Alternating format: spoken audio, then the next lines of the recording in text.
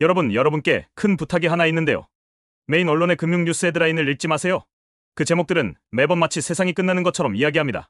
그리고 시장이 붕괴하고 있다고 할 거예요. 온통 암울한 전망뿐일 겁니다. 그리고 자산 가격이 영원히 하락할 것이며 여러분의 포트폴리오도 절대 회복되지 않을 거라고 착각하게 될 수도 있습니다.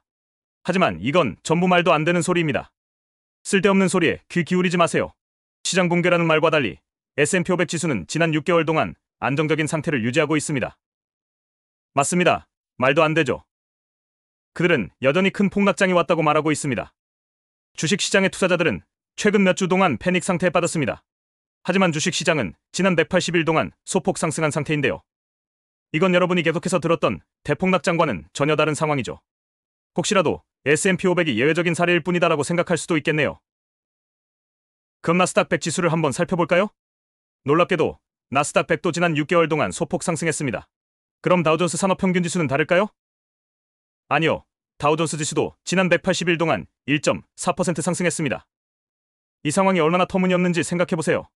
월가가 최근 6개월 동안 돈을 잃어서 패닉 상태인 게 아닙니다. 그들의 수익은 거의 변화가 없거나 소폭 상승한 상태입니다.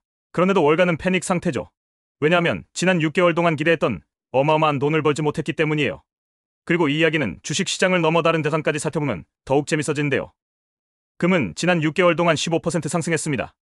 비트코인은 같은 기간 동안 무려 43% 올랐습니다. 줌아웃이라는 표현을 많이 들어보셨을 겁니다. 보통 이 말은 가격이 하락하는 자산을 보유한 투자자들이 자주 사용하죠. 그들은 스스로를 위로하기 위해 길게 보면 괜찮다고 말하는 겁니다. 일반적으로 그들이 말하는 줌아웃은 몇 년 단위의 장기적 시점을 의미하죠. 하지만 단순히 지난 6개월만 돌아봐도 현재 메인 언론이 보도하는 이야기와는 전혀 다른 상황이 펼쳐지고 있습니다. 멀리 돌아볼 필요도 없습니다. 단 6개월만 봐도 충분하죠. 하지만 누군가는 최근 발생한 이 거대한 시장 붕괴를 평가하는데 6개월이라는 기간이 적절하지 않다고 생각할 수도 있겠죠. 그렇다면 지난 며칠 동안의 시장을 살펴볼까요?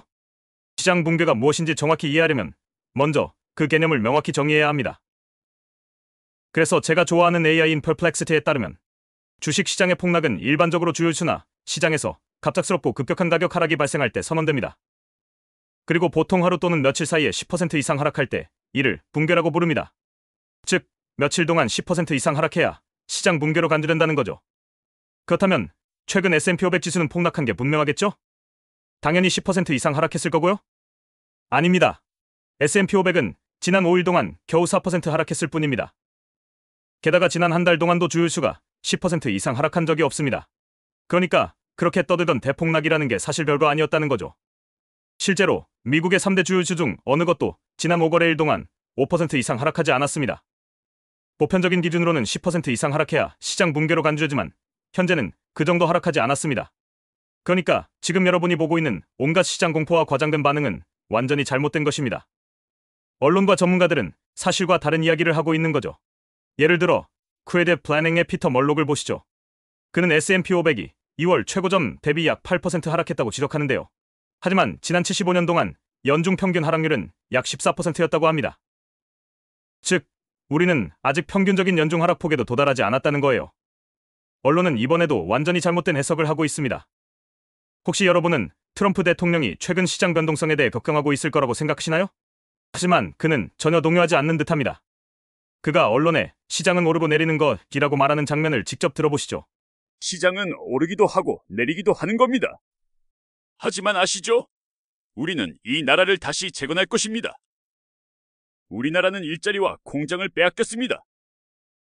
그리고 저는 낡은 공장 자리에 값싼 아파트들이 지어지는 모습을 보는 것이 정말 지겹습니다. 곳곳에 있는 공장들이 수십 년 동안 텅 비어 있습니다. 하지만 우리는 이 상황을 바꿀 것입니다. 이 모든 것은 세금 정책과 관련이 있습니다. 결국 정책의 문제입니다. 왜냐하면 우리는 훌륭한 노동자들과 훌륭한 국민들을 가지고 있기 때문이죠. 결국 세금과 인센티브 정책이 핵심입니다. 다시 말하지만 주식시장은 오르기도 하고 내리기도 합니다. 원래 그런 거예요. 하지만 지난 6개월 동안 주식시장은 거의 변동이 없었습니다. 그리고 지난 60일 동안 인플레이션이 50%나 하락했다는 점을 고려하면 이건 나쁜 상황이 아닙니다. 또한 휘발유, 달걀, 그리고 기타 필수 소비재 가격도 빠르게 하락하며 보다 저렴한 수준으로 돌아오고 있습니다. 하지만 중요한 점은 투자자들은 여기서 어느 정도 안도감을 가질 수 있다는 것입니다.